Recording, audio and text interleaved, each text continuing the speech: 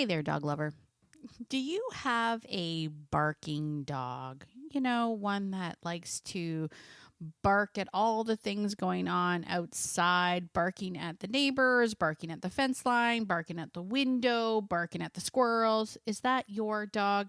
Because if it is, man, is this episode for you. Today I'm going to be talking about this one particular, I'm going to call it a tip, a hack, whatever you want to call it, that will blow your mind. We're talking about barking today here on Beyond Obedience.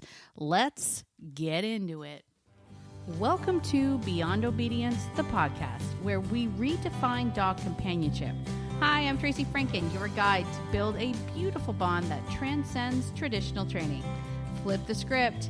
This is where your dog is the true expert. For dog lovers who crave more than just a pocket full of treats, this is not your typical dog training podcast. This is Beyond Obedience. Hello, my dog-loving friends. Welcome back. It's Tracy from Beyond Obedience. This is episode number 11. Before I get started, I just wanted to take a moment to thank everybody who has taken the time to send me a message, give me a rating on Apple Podcasts, give me a review on Apple Podcasts. It really means the world to me. It does help the podcast reach more dog lovers like us, and that's what we want to do. So thank you very much, especially for those who shared the podcast. I'm looking at you, Denise. Thank you. Thank you for that. I really do appreciate everything and all the kind words that I've been receiving. It really does mean the world to me. Today, though, I'm excited to talk about this particular topic, barking. Oh my gosh, barking is probably, I would say, in the top 5. It's got to be in the top 5 of the behaviors that people ask for help with. Barking or chronic barking or problem barking. So today I wanted to talk about one particular type of barking because let's be honest, barking is a multifaceted behavior. It's a complex behavior. There's lots of different reasons why dogs bark. And in this particular case for today, we are actually talking about alert barking when you are home. Okay, this is regarding your influence in the dog's behavior. Okay, I'm not talking about barking when you're not home. We're talking about for those of us who are working on being the most influential person in your dog's life. We're working on being great humans, somebody worth following, all of that good stuff. How can we positively influence our dog's behavior when it comes to alert barking? That's what we're talking about today. And today's tip, oh man, it's a good one.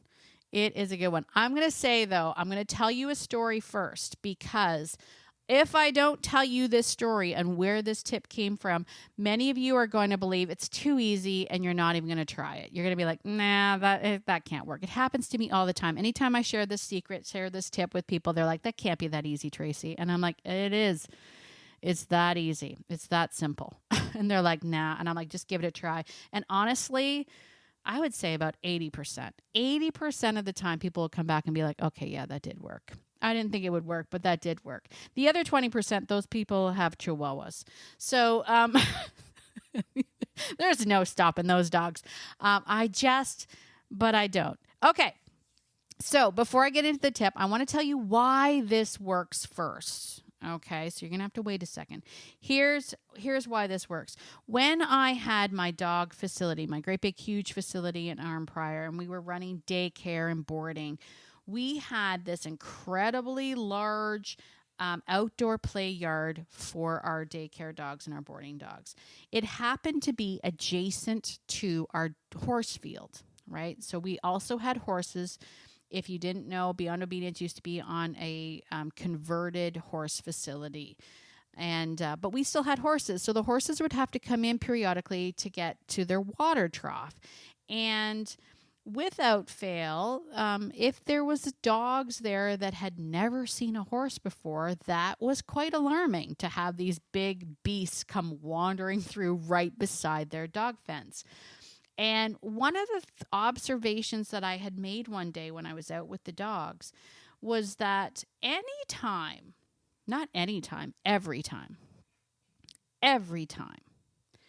there was a new dog that had never seen the horses before, that would bark and run over to the fence line when the horses came in. Every single time that happened, every other dog in the play yard would also run to the fence line to see what the dog was barking at. Every single dog, including the regulars, the ones that knew about the horses, including my own pack who lived with the horses. Every single dog would go run to the fence line. If a new dog was barking, they would run to the fence line and they would check to see what the dog was barking at. Now, most times, without fail, those dogs would quickly go see, oh, it's just the horses, and then they would continue playing, to which then the new dog would be like, oh, I guess there's nothing to worry about, and they would start playing. And this happened time and time and time again without fail. And I remember thinking to myself, I don't understand, like, why are my dogs going over to the fence? Like, my dogs are like, they've seen, they live with these horses, and yet they kept on checking. So this tip actually comes from that observation. When people were talking about their dogs barking at the windows or barking at the fence line or barking, I started this thing where what happens if you go up and you actually go and see what the dog is barking at? Tell them it's okay, tell them they're fine, and then ask them to do something else. And without fail, so many people were like, oh my gosh, that actually got my dog to stop barking. I know. It sounds simple, doesn't it? It sounds almost too good to be true. But here's the bottom line. Here's the reality of it. When your dog is alert barking, meaning your dog is alerting the rest of the pack that there is a potential threat, the other dogs always go and check the threat. Okay, it's a very pro-social thing to do. And remember, I said potential threat. The alert bark is to alert the rest of them for safety that this may be a threat and I may need backup. There's something out there that could be a potential threat. Now, you as the human might know that it's the neighbor. You might know that it's just the dog walking down the street. You might know that it's just that dang squirrel that is always tormenting your poor dog. You may know that it's not a threat, but your dog doesn't know that you know that it's not a threat unless you go and check to see what it is. Oh, really? Do I have to get up and check to see what it is, Tracy? Yes. You'll have to get up and go over and see what your dog's barking at, right? That's step one. Now, this is where a lot of people go wrong on this. So I'm going to give you the whole thing. That's the tip. Go and check. It's one tip, but here's step two to that. After you go and see what is there, I want you to say, thank you. I want you to thank your dog. I want you to thank your dog for doing a very pro-social thing to include you in this event sequence. Okay? I want you to say thank you. And then step 3, you need to go tell your dog what else they can do now. It's kind of like, thanks for letting me know. Stand down. Let's go do something else. And you have to, in your mind, know what that is. Okay, please, in your mind, know what do you want the dog to do after they've alerted you to the potential threat. Is there a dog bed? Is there a thing? Is there a bone? Is there something else that they can do? Because where many people go wrong with this tip is they'll go, well, it worked. The dog stopped barking. And then I went back and sat down and the dog just went right back to the window and kept barking. You need to tell them to stand down and go do something else. Okay? Now, whew. Sorry, I had to take a deep breath there. That was a lot of words I just said. Now, if you find that your dog is not influenced by you going over there to check, that is a how interesting moment. How interesting. My dog could care less that I came over to see what it was. Perhaps it is because you have dismissed them out of hand so many times that they don't believe you yet. Perhaps you actually didn't see what it was that they were looking at. If you go over and just pretend and be like, Yeah. What do you see? What do I see? Nothing's there.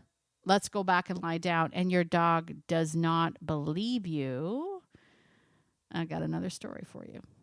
But before I tell you the other story, let's also talk about have you in fact checked out beyondobedience.ca and got on those Canine Chronicles, that newsletter I've talked so much about? Have you gotten on the newsletter? I need you on the newsletter. If you're not already on the newsletter, if you're not on the Canine Chronicles, that weekly newsletter that one talks about the podcast, but also answers question of the day. If you're not on that newsletter, I need you to get on that newsletter. Why? Here's why. Because I want to stay connected with you. I don't want to lose track of you. I don't want to lose touch with you. And the reality of it is that social media can be fickle. So if you're following me on Facebook or you're following me on TikTok, kudos. I love you. Thank you. Thank you for all the comments. Also, my Facebook community is the best community ever. But thank you for that. And I do appreciate all of that. But the bottom line is one day Facebook out of the blue could just decide that I am no longer worthy and they can shut me down. And if that happens, you and I will lose touch. And I don't want to lose touch. So let's be pen pals. Let's be pen pals, you and I. Make sure that you go to beyondobedience.ca. I want you to hang on the page for just a second because a pop-up menu is going to come up and it's going to ask you, do you want to be part of the Canine Chronicles? I want you to fill that out. Make sure you're on the list. Stay on the list so that we can stay connected. You can reply to my emails. You can ask me questions. We can stay connected. Let's do that, okay? So before this podcast is over, no, don't do it now. Listen to the rest of the podcast. But don't forget, beyondobedience.ca, hang on the page, sign up for those Canine Chronicles because I want to make sure that you and I stay connected. I don't want to lose you. We can be pen pals forever. It's like old school pen pals. Let's be pen pals forever. It'll be amazing. All right. So let me tell you the other story. Okay. The reason why your dog may not believe you. So if you start to listen to me and you go, okay, I'm going to try it. I'm going to try this little barking hack. I'm going to go and I'm going to see what the dog is looking at. And then I'm going to ask the dog to do something else. But the dog continues to bark. What? Okay. I'm just going to come out and say it because I did it. I did. I have a video of it too. If you haven't seen it, I have a video of it. Maybe I'll put it in the newsletter. I'll link it in the newsletter this week so that you have a chance to see it. This actually happened to me. I do practice what I preach, my friends. I don't just talk about things. I do the things I talk about. So a few months back, before Nike was still a puppy, she was still a baby. I was sitting at the table. Nike went over to the dining room doors. We have a doorway at our dining room. She went over to the doors and she started barking at the window. And I did the thing. I was like, oh, and I actually grabbed my camera because I was like, I'm going to show people I do as I say. So I went over to the window with Nike. I looked out and I was like, what are we looking at? What's going on? I'm like, I don't see anything. Right. And I kept on saying that. I was like, I don't see anything. I don't know what we're talking about. And she looked at me. She was still kind of barking. And then she left and she went and got backup, which I thought was funny. She went and got two other dogs because I clearly was not seeing what I was like, what are we looking at? What's happening? She got two other dogs. Now, they didn't really signal to me that anything was there. So I was like, I think she's just being a puppy barking at nothing, right? But I thought, I don't know, I'll open up the door. We'll see what's out there. So we'll really investigate because, she was a puppy and I wanted to make sure that she knew that I had her back and I was listening to her, right? This is a relationship. It's a two-way street. I don't just dismiss you out of hand, all the things. I open up the door. All the dogs run out. And before I could even close the door, my two Australian shepherds alert and take off. And I turn and look and I go, oh my gosh, she was right. There was a horse standing in my backyard. One of my horses had escaped the field and was literally just standing dead center in my backyard. And I was like, I felt so silly. I'm like, oh my gosh, she was right. I had to call all the dogs back because now I got dogs everywhere that are like, there's a horse out here. Nike, of course, in all of her bravery, ran behind my legs, was like, oh my gosh, that was way bigger than I thought it was. Anyway, the moral of the story is she was right. I was wrong. She was right and I was wrong. So, it is important to recognize that when our dogs are alerting to potential threats, there is a great possibility they know something you don't, right? They may know something you don't. So it's important to recognize that when we start actually listening to our dogs, creating this relationship, this bond of respect where we are both respecting each other, there are things that your dog senses that you don't. We as humans are not great at analyzing threats. We really aren't. So I want to caution you from just kind of doing this exercise where you just go up and go, yeah, it's fine. Let's go do something else and blow it off, because if there is something there that you are not actually seeing or sensing and your dog feels like you're not really in this, you're just going through the motions, they will be able to tell. So you're darn tootin' right now that this has happened with me and Nike, that now when she goes to the window, I'm like, okay, there's probably something there that I actually can't see. Now, I know some of you are probably wondering, how did you not see the horse? It was around the corner, right? I was looking straight out the door. It was around the corner from me, just in case you're wondering, like, how did she miss a horse in the yard? But that's kind of my point. She knew something was off, even though she couldn't see it. I didn't pick up on it at all. And really, dogs are amazing that way, aren't they? So there you go. Let's recap very, very quickly. What is this tip that I want you to do? Every single time your dog is alert barking to you, rather than just telling your dog to be quiet or going, yeah, it's fine, go lie down, I want you to take some time to get up, go and see what they're looking at. And if it is just the neighbor, you can say things like, I normally about like the not talking so much, but you can say things like, it's just Bill, thank you. Let's go do something else. Let's go find something else to do, but thank you. Thank you reminds us that the dog is doing something very pro-social. They're including you. They're concerned about your safety. You're part of their family unit that they want to protect. This is something they're doing for you, not to you. Right? This is for you. So I want you to go and take a look. The second part of that is saying thank you, acknowledging that they are doing a great job. And the third step of this is have them have something else to do. Okay? We can't remember the idea that where there's a no, there's got to be a yes. So if you're asking them to stop doing something, what do you want them to do instead? They can't live in a vacuum, right?